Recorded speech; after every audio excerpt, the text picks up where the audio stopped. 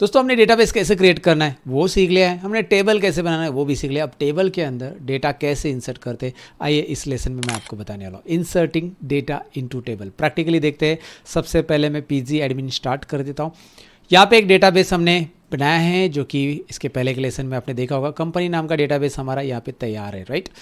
सो ये जो डेटाबेस है इसके ऊपर राइट क्लिक करेंगे हम। जिस पर्टिकुलर डेटाबेस में हमें काम करना है, याद रखिए जिस पर्टिकुलर डेटाबेस में हमें काम करना है उसके ऊपर राइट क्लिक करना है और यहाँ पे क्वेरी टूल ओपन करना है। राइट क्लिक करके क्वेरी टूल, जिस डेटाबेस के लिए आप काम मतलब जिसमें आप कमांड लिखना चाहते हो, जिसमें आप टेबल बनाना चाहते हो वगैरह वगैरह वगैरह, तो टेबल ऑलरेडी इसमें बनाया हुआ है।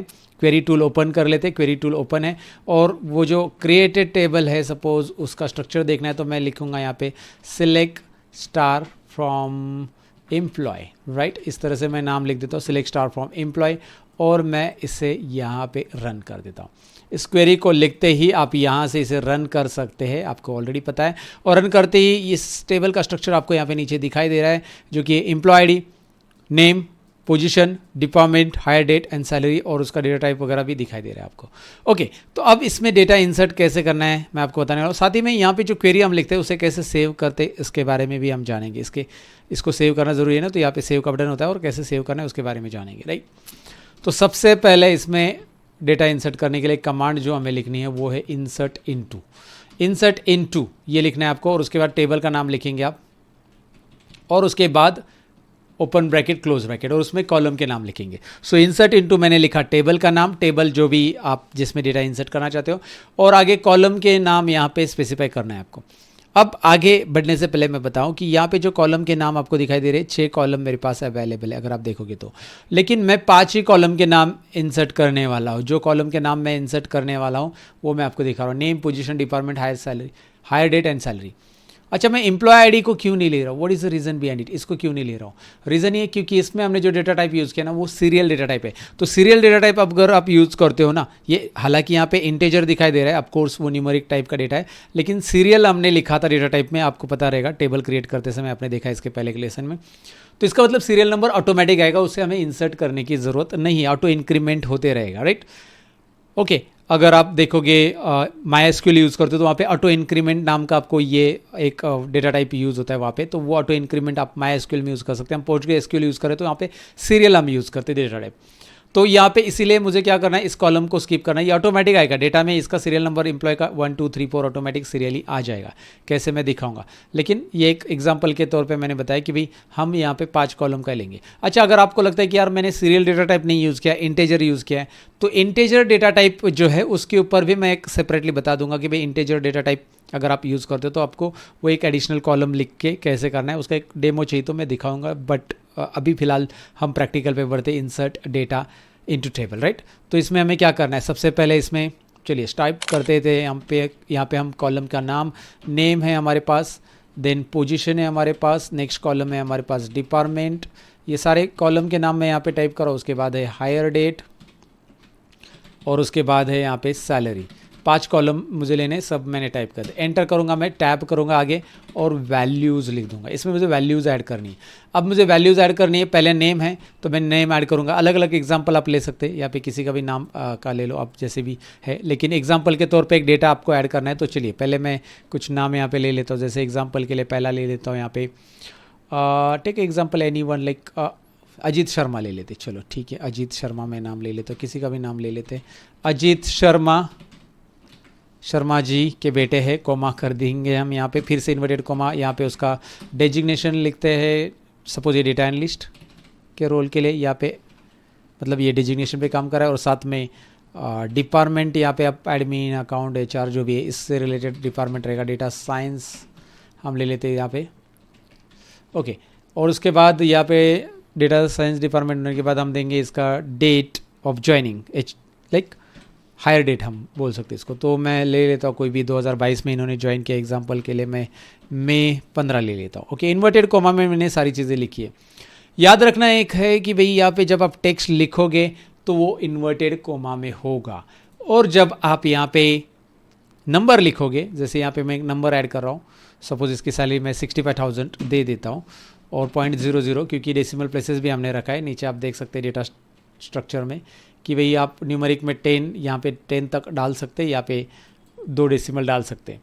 और ये मैंने बिल्कुल इन्वर्टेड कोमा में नहीं लिया है, इन्वर्टेड कोमा में मैंने यहाँ से यहाँ तक लिया है जो कि मेरा टेक्स्ट वैल्यूज़ और डेट है। सो डेट और टेक्स्ट को आपको लेना है, किस में लेना है, ये डेट और टेक्स्ट को, मतलब ये टेक्स्ट वैल्यूज़ है ना, तो इसको इन्वर्टेड कोमा कंपलसरी है। सो इन्वर्टेड कोमा याद रखिए, inverted coma, right, okay, common हो गया, इन्वर्टेड कोमा याद रखना है बस, राइट। और ये विदाउट इन्वर्टेड कोमा, ठीक है। आगे बढ़ते, चलो मैं और ऐड करना चाहता हूँ तो मैं यहाँ पे ओपन ब्रैकेट क्लोज ब्रैकेट करूँगा और इसमें आगे के नाम ऐड करूँगा। सपोज मैं यहाँ पे आगे क्या कर देता हूँ, फटाफट टाइप कर लेता हूँ क्योंकि अपना टाइम सेव हो जाएगा।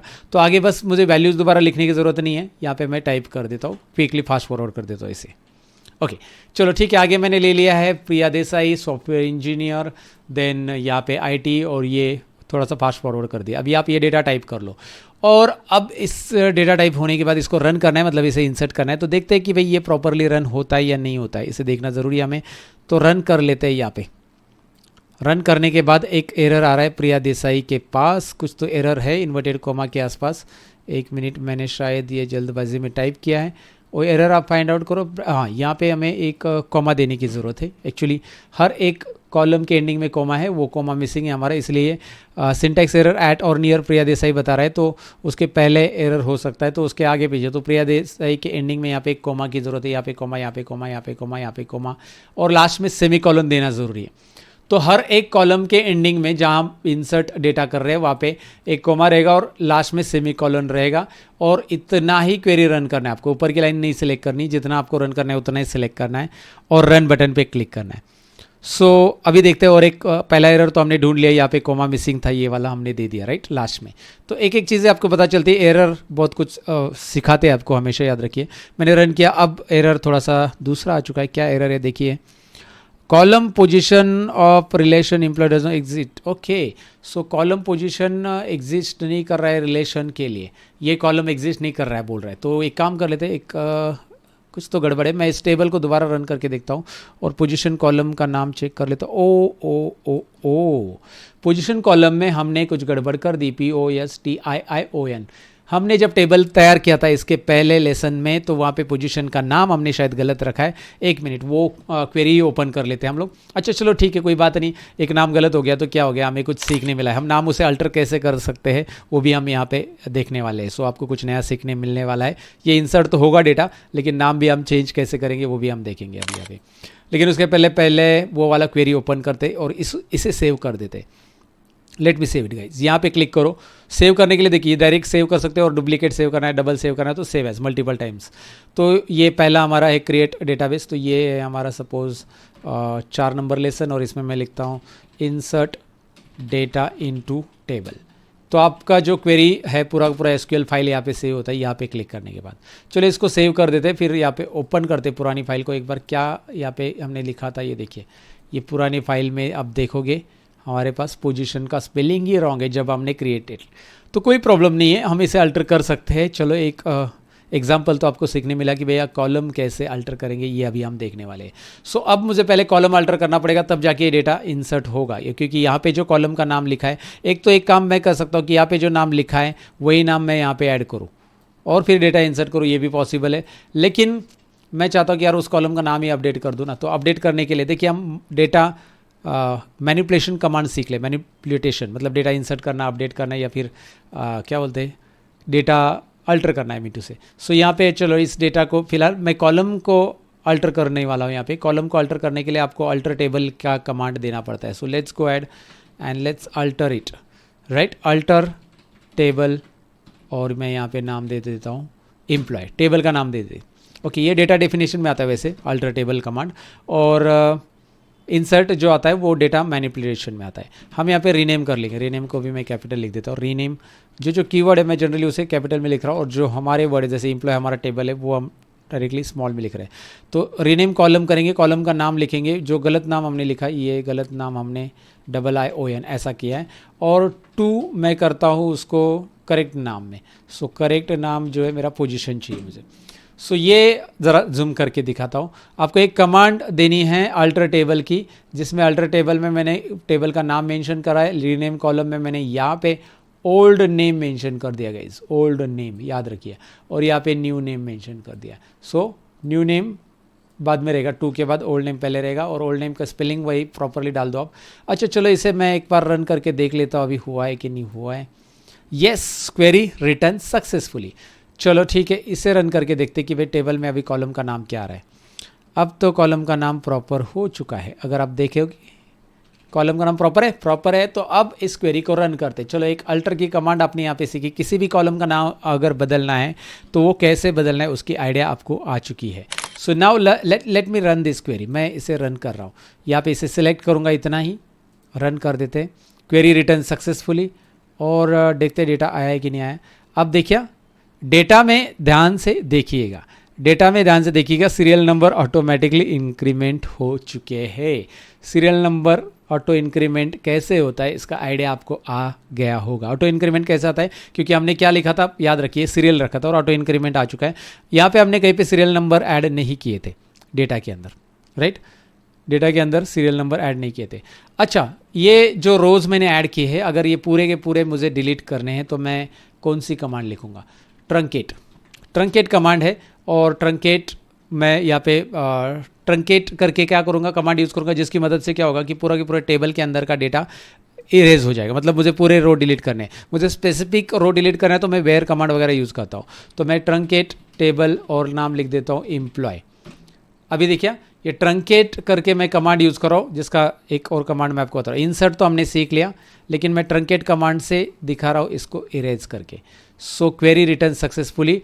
अगर आप इसे रन करोगे तो ये पूरा का पूरा क्लीन हो चुका है डेटा।